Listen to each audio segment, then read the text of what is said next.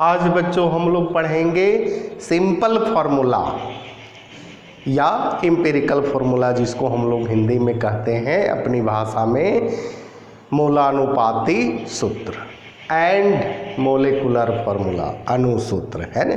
तो सबसे पहले हम लोग मोलेकुलर फार्मूला देखते हैं। और मोलेकुलर फार्मूला किसी भी कंपाउंड का आपसे पूछेगा तो आप क्या बताइएगा, उसका फार्मूला। जैसे मीथेन है CH4 है ना, इथेन है C2H6 है। यानी उसमें जो कंपाउंड में जो एलिमेंट रहता है उसका रियल रेशियो को ही मोलेकुलर फार्मूला कहते हैं। ठीक है बच्चों, तो हम लोग देख लेते हैं मोलेकुलर फार्मूला है ना।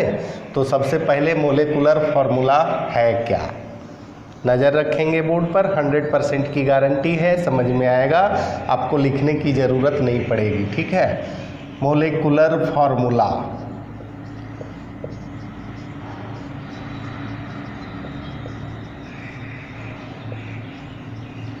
is defined as the actual माने real actual formula which represent the actual number of atom present in compound,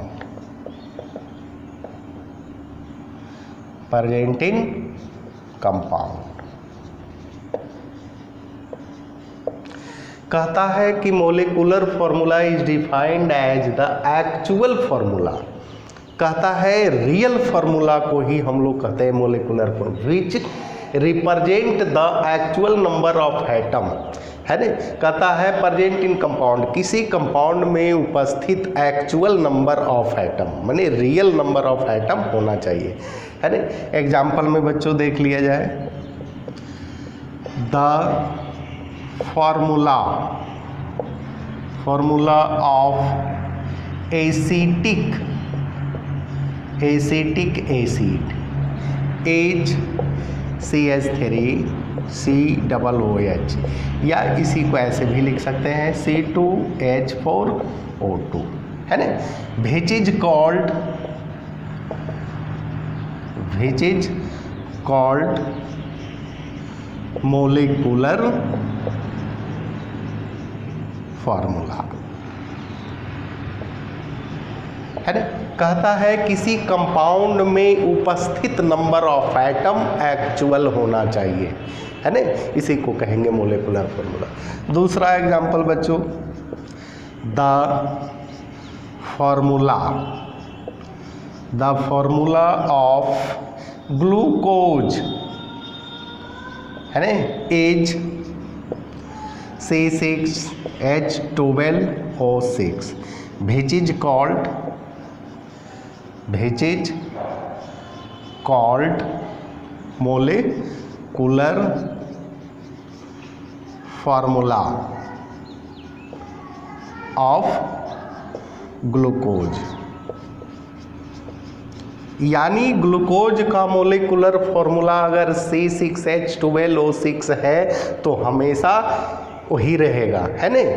यानी 6:12:6 हमेशा यही रेशियो में रहेगा है ना।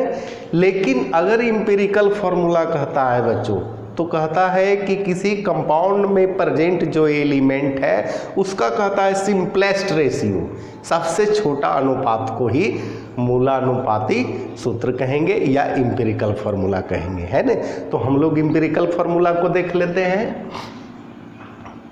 एम्पिरिकल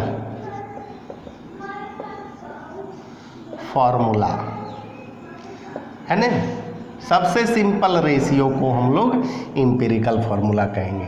तो लिखेंगे बच्चों, empirical formula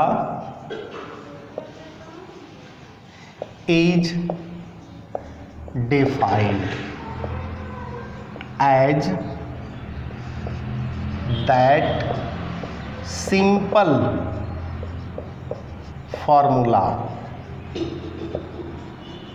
which represent the simplest ratio of atom present in compound।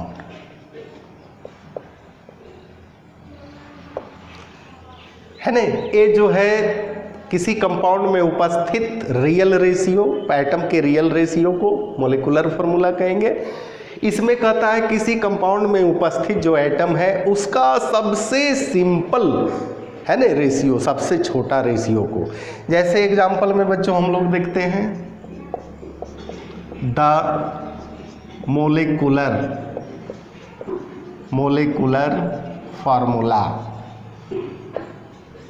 Of acetic acid is CH3COOH, है ना।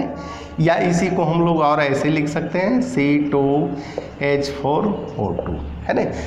अगर इम्पिरिकल फार्मूला कहता है, इम्पिरिकल फार्मूला, है ना, तो यहाँ लिखेंगे इम्पिरिकल फार्मूला, है ना, empirical formula of C2H4O2 is, है ना।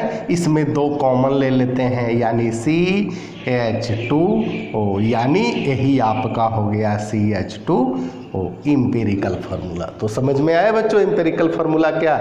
किसी भी कंपाउंड में प्रत्येक एलिमेंट के सबसे सिंपल रेशियो को लेंगे, है ना। ग्लूकोज है ग्लूकोज, है ना, इसका फार्मूला अभी तुरंत हम लोग देखे हैं, है ना।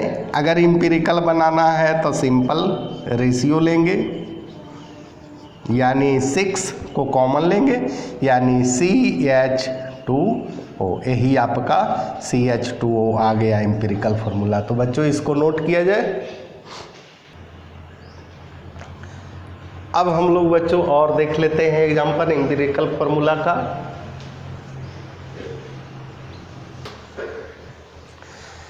अब हम लोग बच्चों कुछ और एग्जाम्पल देख लेते हैं, जैसे सुक्रोज, मोलिकुलर फार्मूला यहाँ लिख दीजिए, मोलिकुलर फार्मूला, है ना, मोलिकुलर फार्मूला।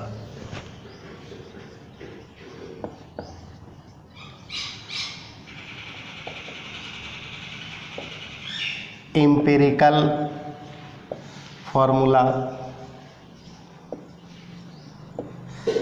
जैसे है C12H C12H O11, है ना।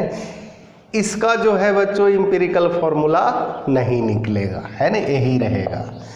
अब हम लोग देख लेते हैं C6H12O6, इसका निकालेंगे तो CH2O, है ना, इम्पिरिकल फार्मूला। जैसे है C6H6, इसको हम लोग क्या कहते हैं, बेंजीन, है ना, इसका एम्पिरिकल फार्मूला CH, ठीक है। इसी प्रकार से इथेन को देख लेते हैं, C2H6 होता है, C2H6, है ना। एम्पिरिकल फार्मूला रेशियो निकालेंगे 2/6 1/3, है ना। तो इसका एम्पिरिकल फार्मूला हो गया CH3, मिथाइल, है ना। इसके बाद C2H2 है, इसको कहते हैं बच्चों इथाइन या एसिटिलीन, CH। तो बच्चों समझ में आया एम्पिरिकल फार्मूला, है ना। मोलिकुलर फार्मूला एटम, कंपाउंड में उपस्थित एटम के रियल रेशियो को, बस इतना याद रखना है।